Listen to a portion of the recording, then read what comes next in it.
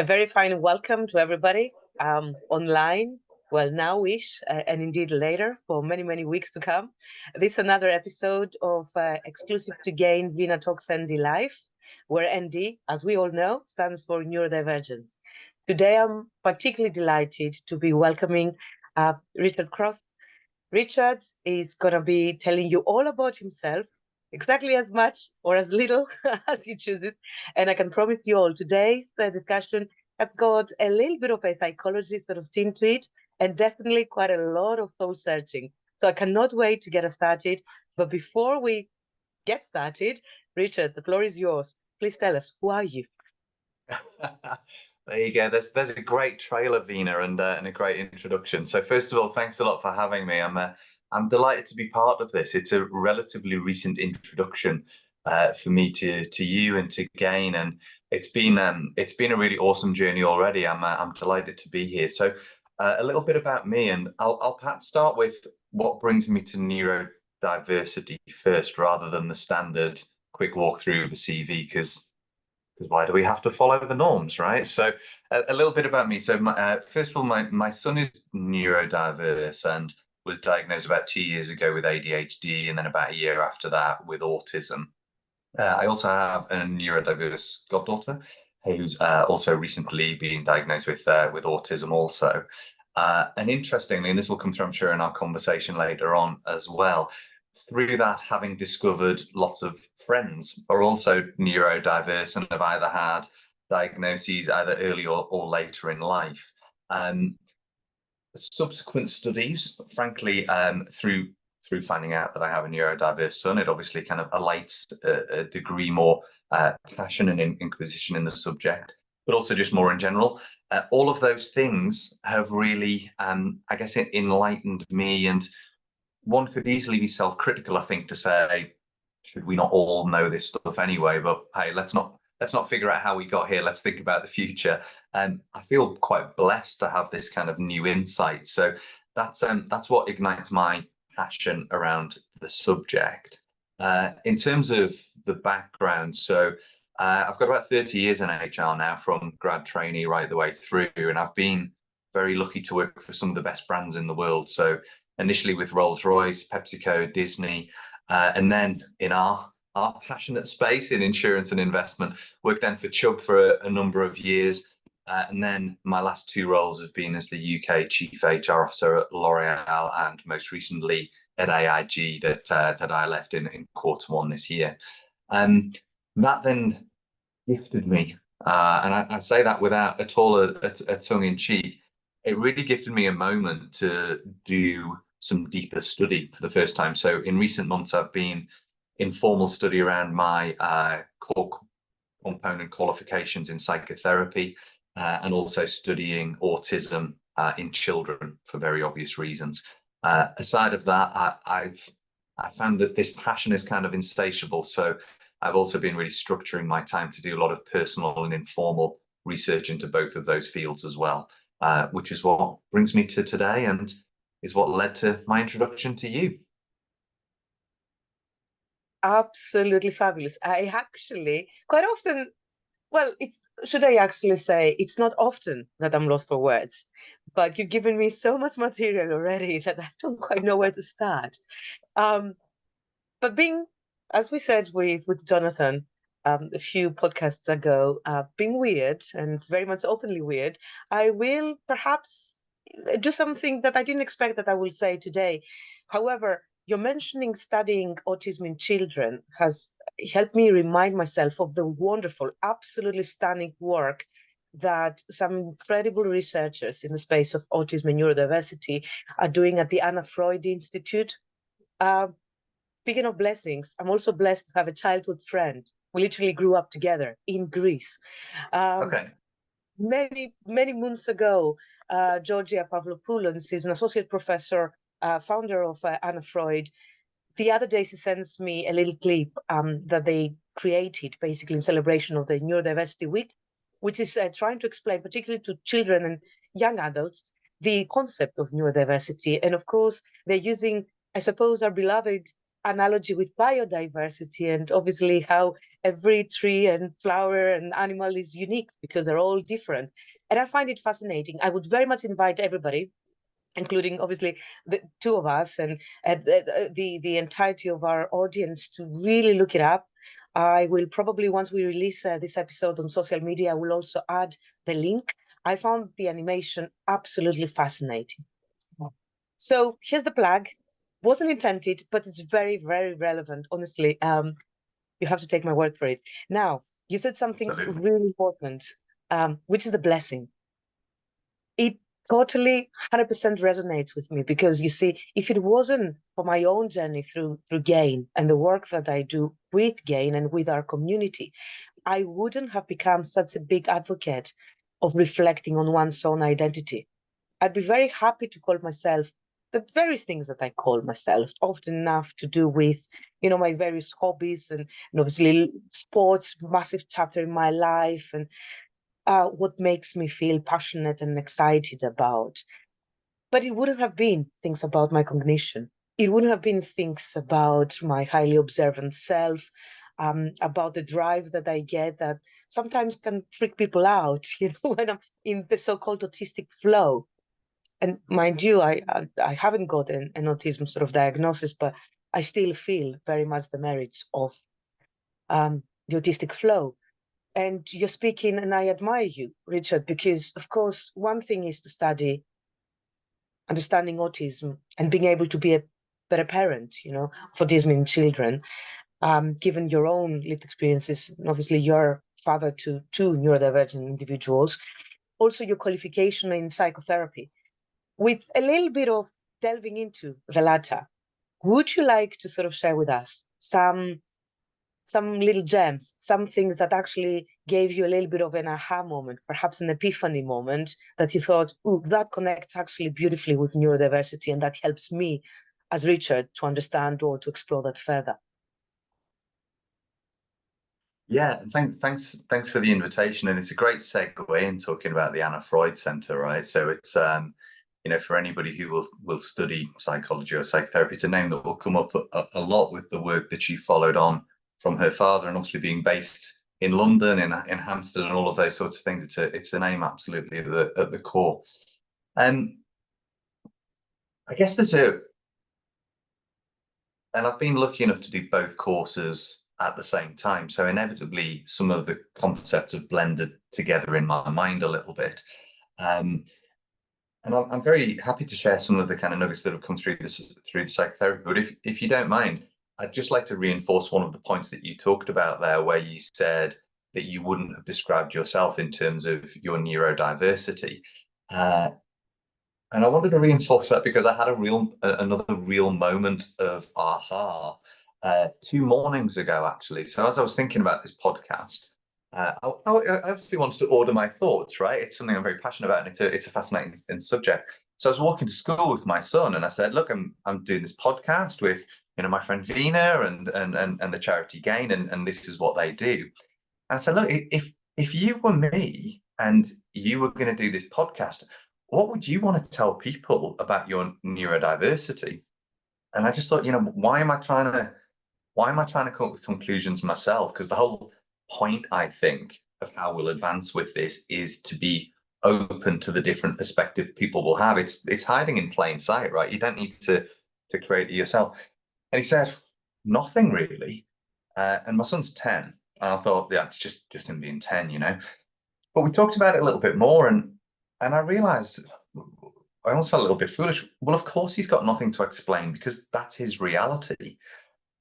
How would he explain that? Okay, I'm different because, Dad, I see it this way, when I know all of you guys and the rest of society, neurotypical people, see it this way. How can you know those things? It's just your world. And I think that's quite a wonderful thing for us all to bear in mind. And it led me to do a little bit of research, and I share this just because it gave me pause for thought. But when talking about degrees of autism, one of the sample questions, or not sample, like case study questions, I'm sure there's a more elegant way of talking about it, is to say, that red you're looking at, and if I look at your lovely Tokyo Flower Market poster in behind, let's say instead of the red, let's say the pink, and describe the level of pinkness that you can see in that picture. And obviously the whole point of it is, well, you can't. It's pink. I don't know what you see. I don't know what I see. I just know my reality, and you just know your reality.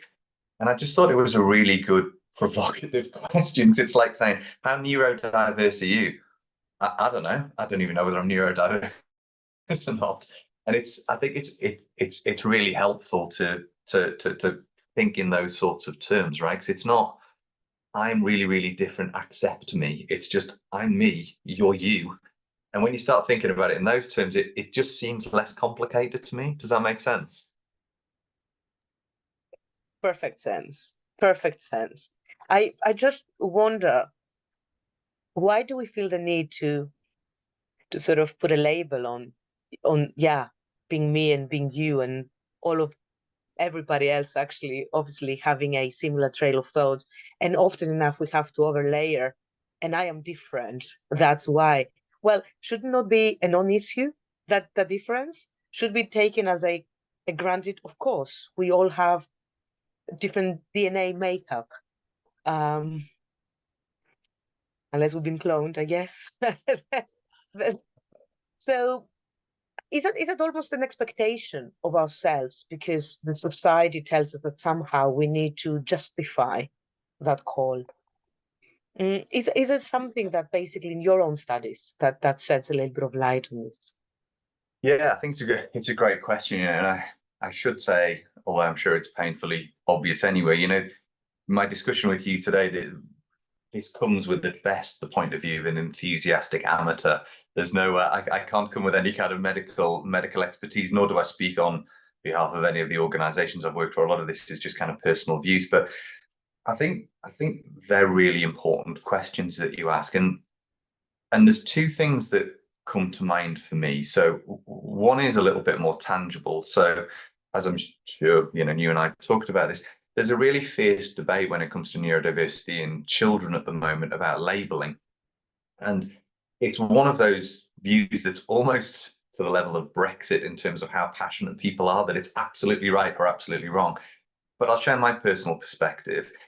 I think the labels are relevant, but what it can really, really help with is, and I tend to think in quite pictorial forms, I kind of see it as all of us, it's the whole core of neurodiversity is that any aspect of it is on a spectrum, and all of us are on that spectrum somewhere. Maybe we're 0%, maybe we're 100%.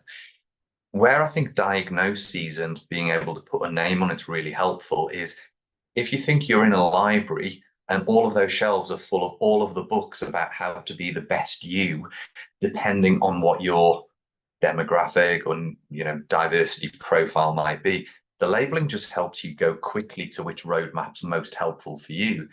And after you've done that, it's kind of irrelevant. And like you said at the top of the conversation, you're not defined by your neurodiversity, you're defined by being Vina. And that's kind of it. It's everything within there, whether it's your gender, your sexuality, or your neurodiversity. I can see that it can be very helpful at time in children because it will, formal diagnosis, I'm very aware, can access different levels of support and all of those things. But that for me is where it's really helpful. It's not about this is myself with a capital S, but it might just shortcut you to, okay, this might be the book I'm going to pick up first. So that's kind of the perspective that I have there first of all. And I guess the other bit with that is, and funnily enough, I promise I do have examples in my life that don't start with I was having a conversation with a member of my family, but a lot of them do. I was talking to my dad about this, and we were talking about notions of diversity. This was a few years ago, but led to quite profound change in me. And I'll pause. I'll pose the question to you, and I'll see what you say. So we obviously have got diversity of gender, diversity of ethnicity, diversity of sexuality, of socioeconomic, etc., etc. Give me a theoretical demographic of somebody who is therefore not diverse. Who would you say that would be? I wouldn't say this anyone really. I would, yeah, I would say such a thing doesn't apply. It doesn't exist. That's where I got to. It took me quite a lot longer than you, so you're obviously a lot smarter than I am. So you got there right away. Yeah. But it's interesting if you take it Girlfriend. and start slicing layers, right? So by the standard definition, so you're diverse if you're female. Okay, well, that means that only 49% of the population are not of a diverse gender. Okay. And then if you think about ethnicity, and I appreciate there's different statistics for the whole country, but if we were to think about, you know, in London, there's about kind of 45% are from ethnicities that would be described as diverse. Okay, so that means of the 49% that are men, only 55% of that 49% are not diverse from that point of view. Okay, so that leaves you about 25% of the population. Okay, and then you take diverse sexualities out of that, and I don't even know what the number is in terms of people who were anything other than you know, cisgender, heterosexual, etc. Okay, so let's say that takes you down another half, say. Okay, so you're down to about kind of 12% of the population. And then it's not somebody who's socioeconomically diverse. So that's what, like 5% of the population. And you can see where I'm going here. This magical, not diverse demographic is what, 2% of the population, depending on however you think about it. So for me, I really made the pivot at that point to not talk about diversity anymore and to talk about inclusion. Because who's this mythical 2% of people who are telling the 98% that they're diverse? It's kind of, everybody has some aspect of it, and I don't for a minute think that there aren't greater or lesser degrees of privilege, right? So you know, I'm very aware that exists, but my point is more, the focus needs to be on inclusion and creating a society and organizations with conditions where everybody can be the best self, rather than saying, I'm just going to do it for this bit and that bit, etc., etc. So anyway, they were my profound moments. They are. They're now my profound moments as well. And it goes way beyond that question point.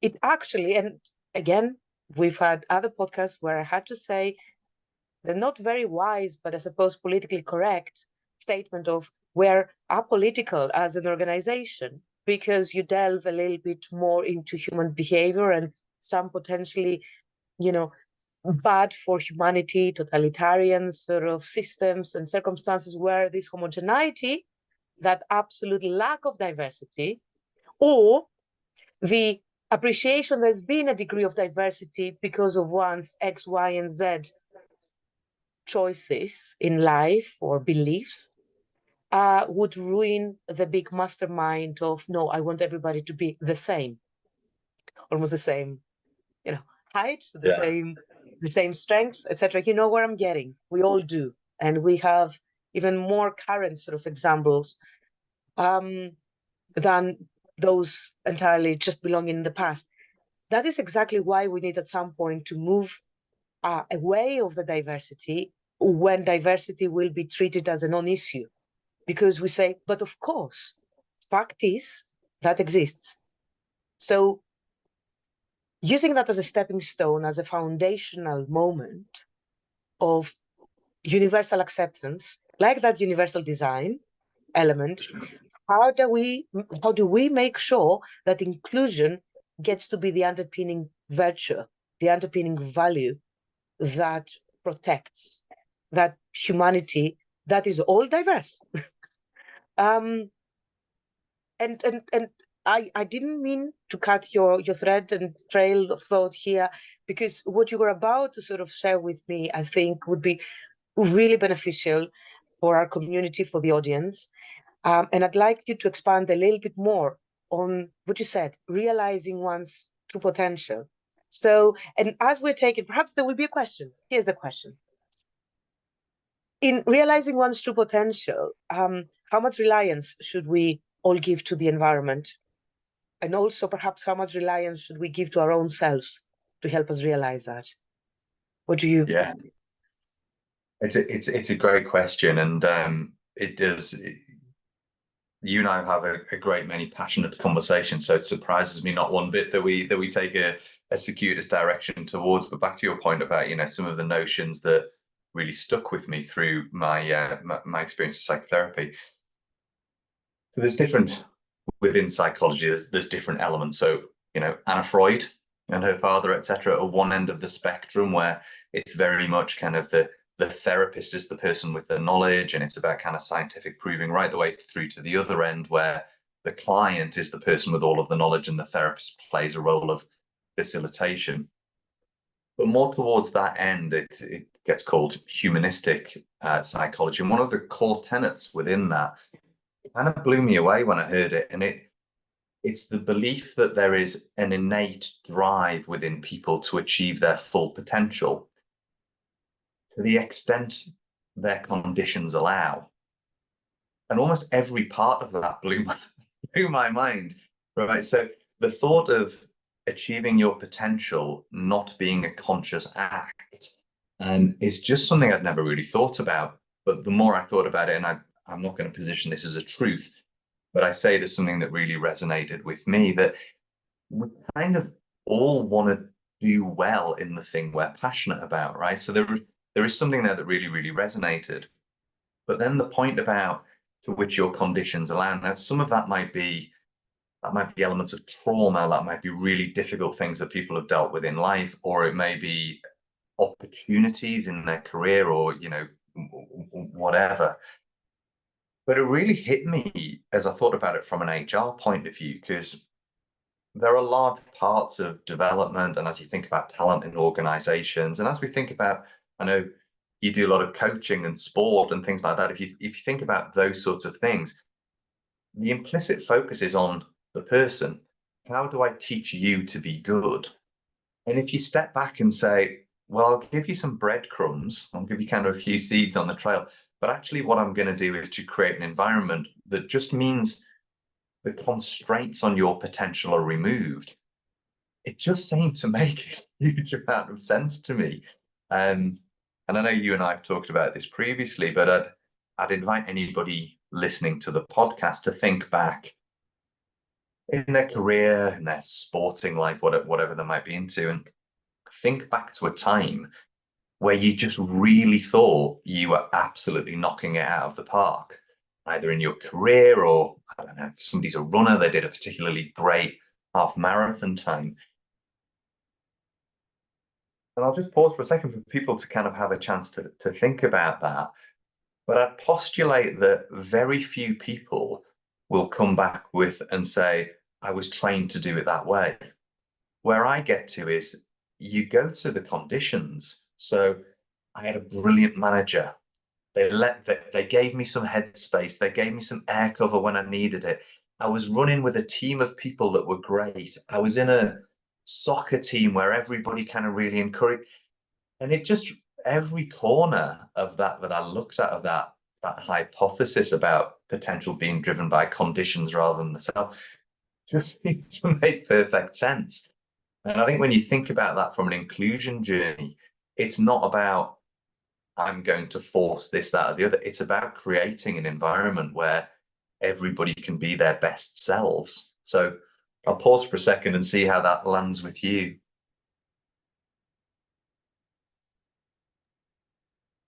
Too many thoughts running through my mind as you were speaking. Really, too many thoughts. And one of which is basically it resonates. I've had it so many times. I had it so many times in my own friend circle.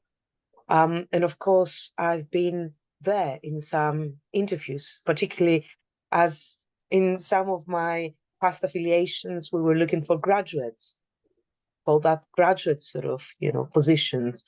And I was, at this stage, I guess there was quite a lot of pressure for everybody to sort of distinguish themselves. What I mean, they all knew, those fresh graduates knew that, of course, they have pretty similar to each other's CVs. Perhaps the odd cashier part-time job in the summer at the Chessington World of Adventures. That featured quite a lot. I mean, look, we're laughing, but we've all been there, you know. Let Sure. alone somebody coming from another country, like from Greece. Who on earth would know what I mean, you know, about the equivalent, which doesn't even have such an impressive name. I mean, anybody who's been in Chesterton probably will kind of be thinking now, impressive. Okay, It's a great day out. Come on. which gives me every credit every time anyone says, so Kalamata, you're speaking a lot about Kalamata. I'm like, yeah, I grew up in Kalamata. You know, Kalamata is famous because of its black olive oil. And then suddenly it's like, yes, we know, fantastic, you see, so that's the credit. Anyways, taking it back, I mean, at this stage, when you are younger in a profession, fresher in the profession, you're trying to make good impressions. So when we were asking in this scenario, imagine, that scenario, and what would you say, or what it is that's been to date your biggest achievement? There was a drive for everybody to say, and I've recreated the world, look at me. Something really amazing and ever so empowering to celebrate the power of the person. And then as you keep on growing in a profession, and obviously with life happening, you start getting a little bit of a sense of, okay, I am good, I know what I'm doing, but actually I wouldn't be as good if it wasn't for this mentor, if it wasn't for this sponsor, if it wasn't for this line manager, if it wasn't for this relocation, whatever else it might be, or changing sectors in our industry, much less of a factor. Let's not ask, let's not open this box, but it becomes more conditional. You're right. And I'm thinking, should we look for the gold balance between the two, the area where we do appreciate the conditions, but we somehow, as organizations or as HR leaders or as leaders, in whichever department, really give people the permission to be themselves and really reconnect with this innate ability to always look for ways to fulfill their own potentials. Would that, I wonder, help us evolve consciously into the next sort of era of one's profession, of, say, the Yeah. underwriting profession, the claims management, and making it somewhat broader than being claims management, as an example? For sure. Well, look, I think kind of in the disciplines that make our industry great, and underwriting and claims are the most obvious ones to go to, there is always going to be a core of technical skill and capability, right? I appreciate I'm talking more about insurance than I am in investment, but it's the area I'm a little bit more familiar with. At our core, it's about management of risk and payment of claims in those bad times, right? That's why people give a premium. So the core of that, and like anything, right, there is a technical core, but then there's the freedom set separate to it. So yeah, I absolutely do agree that giving people the freedom to drive themselves with that technical basis is a key point.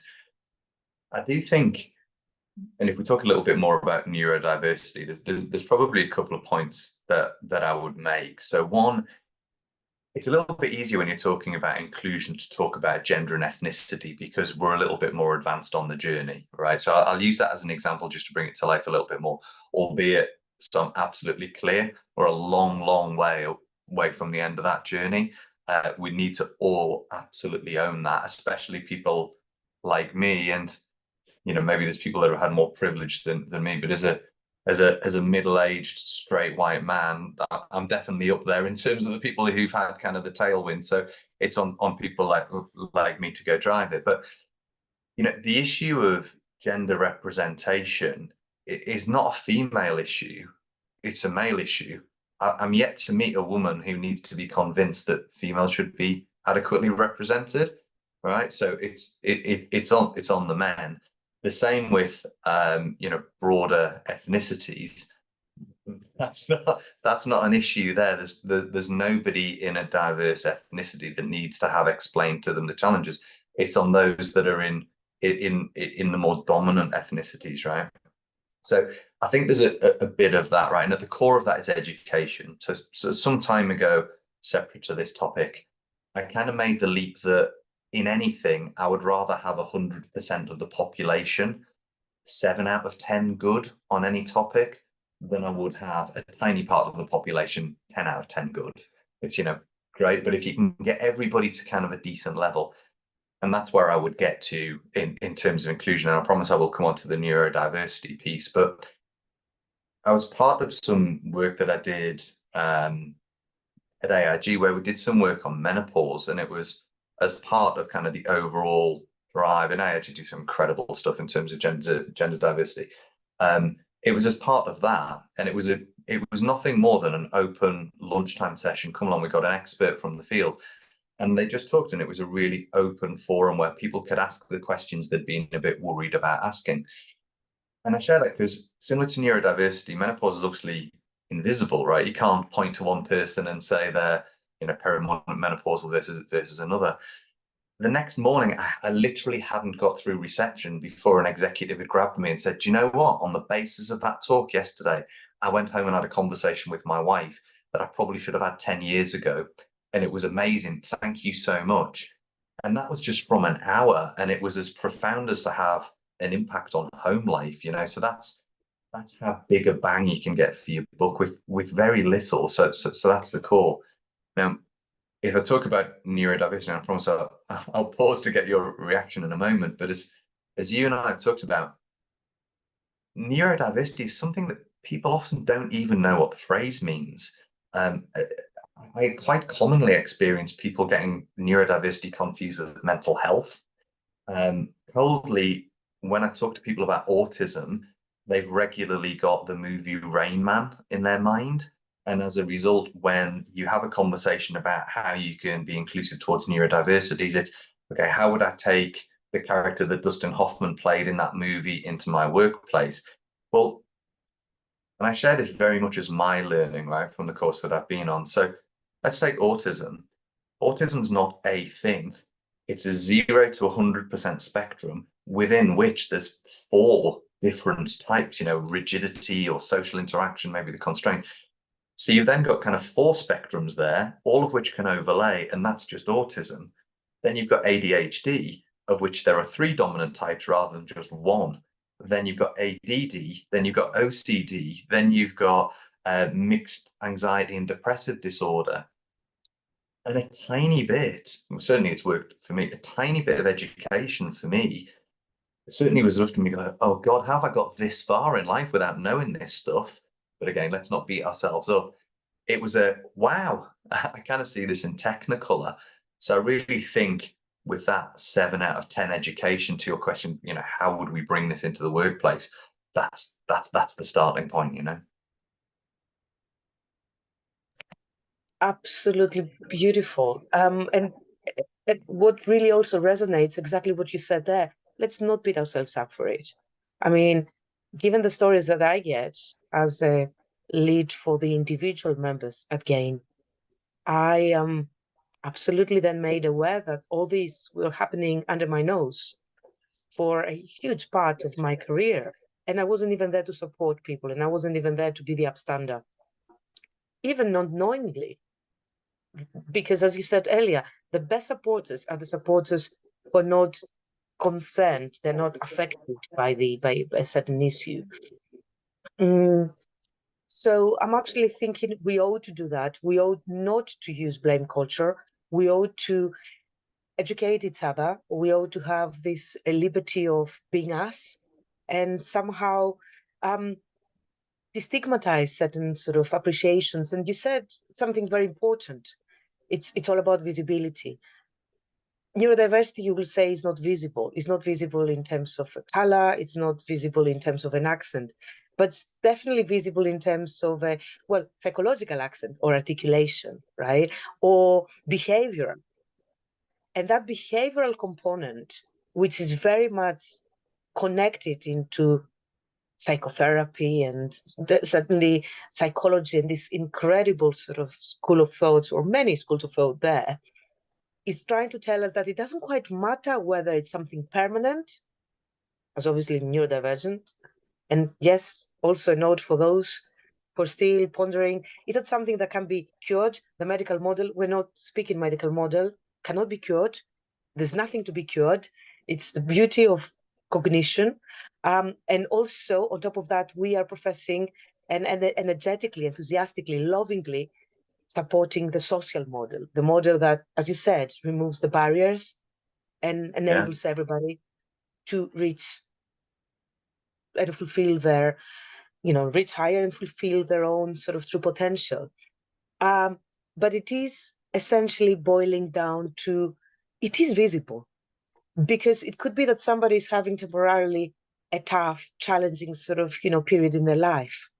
And that will, whether we like it or not, affect the way they work, right?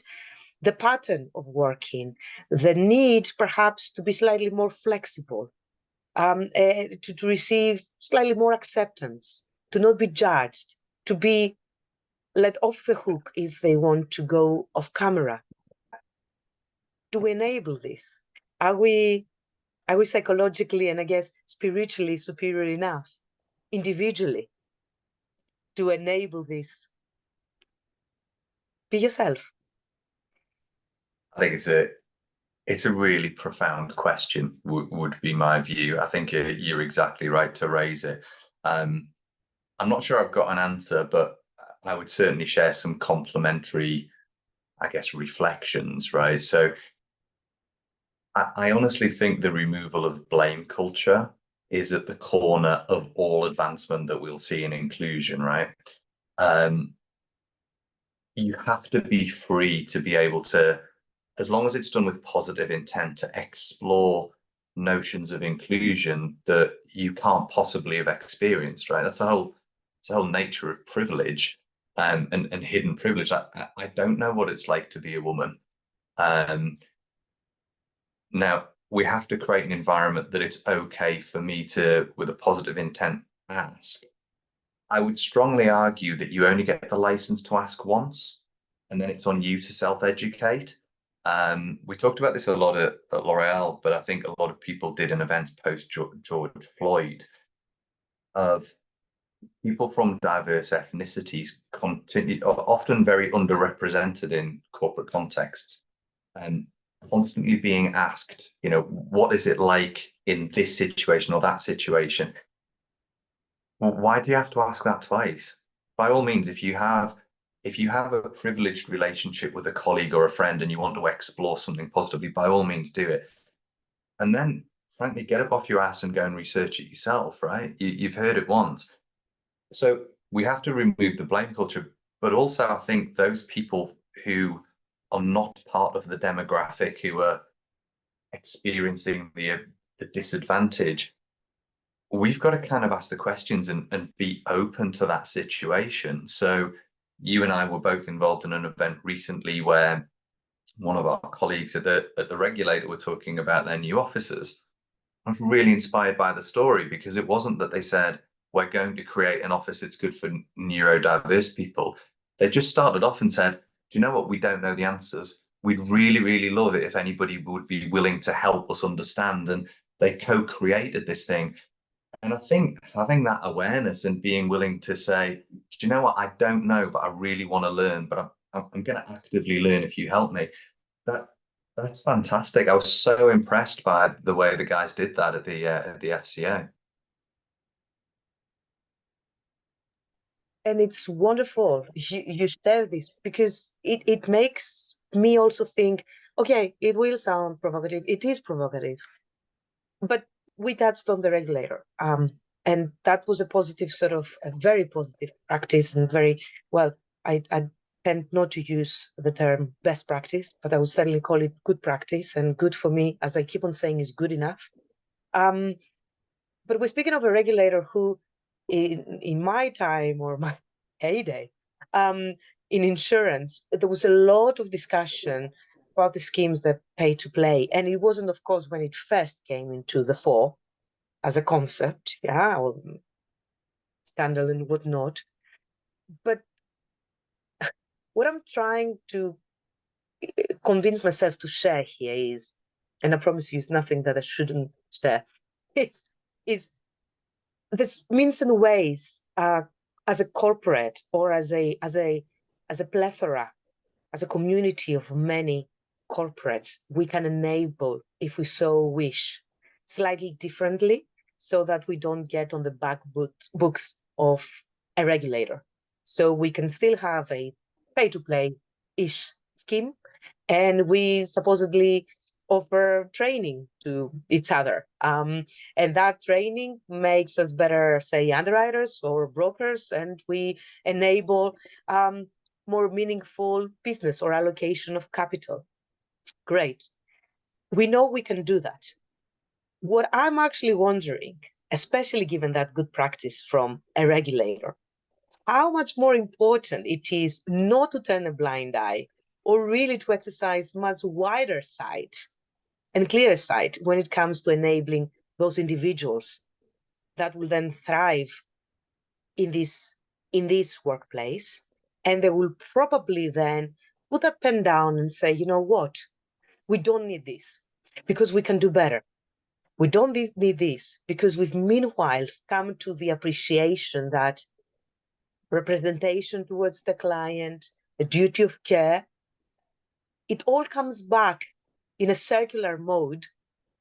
And we will see it when we going down the road to pick up our child from school or after school club, or the people we engage with, or the politicians we get out in the government. So essentially, yes, I know I sound, again, unavoidably very philosophical, but I very much believe that the marginal improvement in the way that we treat ourselves spiritually, and also we give ourselves the permission to exercise the so-called moral responsibility, which I understand is what you were saying, lifting that blame culture whilst instilling that concept of we need to do something about it. It's not right. It's not fair. It doesn't give us, a good stepping stone for a better community. And oh dear, don't we need one? So yeah, I don't know. It's quite a rambling on, but does that resonate? Am I being too provocative here? No, no, it's first of all, I don't think it was a ramble. I was with you at every word. I found it really provoking. And I think it is on all of us to play a role to create the society that we all want to live in. I'd maybe offer I think it's complementary rather than a kind of contrasting point of view, but one of the big things within psychology is obviously kind of notions of self-esteem and the identity of self with a capital S. And one of the huge challenges that I have heard discussed is talking about what we should do. And I'm sure once I've said it, you'll spot yourself saying this 10 times today, I really should have gone to the gym, or I really should have eaten a proper lunch today, and all of those sorts of things. And it becomes this really big stick that we beat ourselves with just every day, and it really impacts our own self-esteem. I think there's maybe kind of a pivot away in this topic, away from the should to what can be the case. So one of my core beliefs is that people are good. Okay, there's going to be some bad guys, but at their core, we're all kind of trying to do the right thing. And it probably goes back to depending on the conditions, maybe I've had a horrendous row with my partner, and then I'm grumpy on the tube, and somebody says that guy was really nasty, but it's because there's other things going on in my life. But it is cool. People are good, right? So that's one thing. And with that, I think everybody wants to try and do the right thing from an inclusion point of view. So there's a latent positive energy for us to harness. The other thing I'd say, and this is absolutely a core belief, within a corporate context, loads of different roles. For me, the hardest job is being a people manager. It's just, I say this as an HR person, right? It's just so hard, right? You've got your financial objectives, you've got your customers to deal with, and then you've got this infinite variable of a team. And it's like, man, good people managers, they're like geniuses, right? And people management is something that I'm certainly not naturally good at. I have to work hard, and I make lots of mistakes. But where I get to when I join both of those two things together, we should be more informed about neurodiversity. We should be this. That if we pivot it to say people are generally good and people managers are trying to do the right thing, with a little bit more information about how the world around us might land with the members of your team, I really think that just helps a people manager do their job a little bit more easily, right? Just to have pause for, you know what, some people might need this. Even if you were to take autism, some people may struggle from a sensory perspective, some might from a rigidity perspective, some from a social interaction. And just giving the manager that, I think we'd be pushing on an open door. You know, people will, I think, grasp that to their bosom. And it goes back to the menopause thing, right? People are desperate to know, people are desperate to do the right thing. We can just kind of help them. So it moves away from a, you know, you should know more about this to, oh, look how I can use this knowledge to take things in to a better place.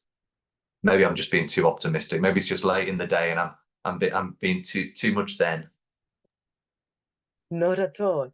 Not at all. I completely agree. And kudos as a HR leader to actually being flying the flag for the people managers here. And we've both actually spoken about how obviously people get promoted working in a complete, in a particular line of business. You start junior, and then you go into fully fledged underwriting position, senior team leader, and obviously by the team lead, you already have that people element. And your previous life preparing you for that sort of moment was not really preparatory for the human element or the people element, was more really honing those technical skills. One cannot be used as a proxy of understanding the other. And was it to be the case, then it would be awfully dangerous and with potentially harmful impacts and effects on those humans concerned, because one's psychological safety or emotional sort of health cannot be approached with algorithms, should I say. Not that as underwriters we deal with that many, or at least we get to see that many. You know? I ultimately, you know what? I'm gonna sort of, obviously everybody deserves a break, and definitely, it's been a long day, and you had to obviously put up with my all over the place sort of I sketchy love it. I love it. staying here, and thank you very much for your time. But perhaps if we were to sort of see whether we can take the circle back, or should I say close it, and thinking of embracing this kind of more child or youthful, earlier sort of stage in the career attitude, which is those younger people, those people in the beginning of their career who want to impress, who want to say, pick me because I will do the job.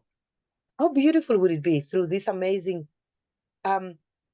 offer of education, of this information sharing, of this planting a seed of raising awareness on cognition, on neurodivergence, on these temporary sort of hits that we might get in life.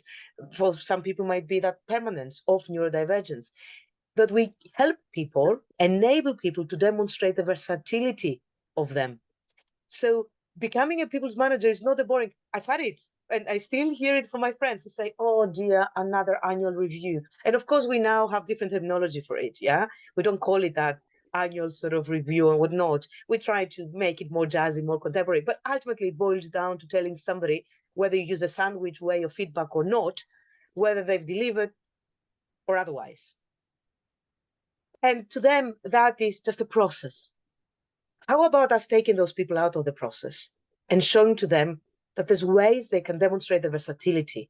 There's the way they can actually demonstrate how flexible they are as thinkers, as human beings, and that actually they're helping others to reach also their own potential and really understand that they're great and extremely helpful and very much catalytical for the success of this corporation. And if that is something they'd like to explore, here's some other thematics, or here's some other elements, and here's where I can help you, raise to the next level. And this way I'm lifting my own self and I'm taking myself out of the misery of yet another annual review into here's another human being, and we're both empowering each other to go further.